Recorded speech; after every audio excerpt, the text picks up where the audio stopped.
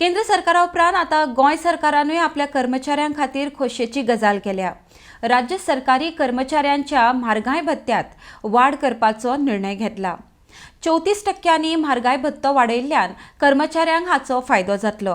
राज्य सरकारान ह्या संदर्भात परिपत्रक काढून सगळ्या सरकारी कर्मचाऱ्यांक आनी शैक्षणिक संस्थांच्या कर्मचाऱ्यांक म्हारगाय भत्तो दिवपाची घोषणा केल्या। गोंय राज्य सरकाराच्या कर्मचाऱ्यांक 1 जानेर 2022च्यान 34% DA म्हळ्यार म्हारगाय भत्तो वाड लागू केला। एप्रिल म्हयन्याच्या पगारांत जानेरपासूनची थकबाकी दितले। केंद्र सरकारान हालींच सरकारी कर्मचाऱ्यांच्या म्हारगाय भत्त्यांत वाड केल्ली। त्या उपरांत वेगवेगळ्या राज्यांनी म्हारगाय भत्तो वाडयल्लो।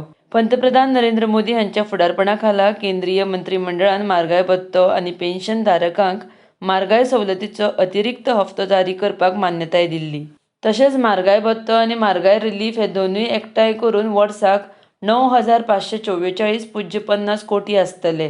हाचो फायदो सुमार 47.68 लाख केंद्र सरकारी कर्मचारी आनी 68.62 लाख पेन्शन धारकांक जावपाचो आसा। आरडेक्स गोवा ब्युरो रिपोर्ट।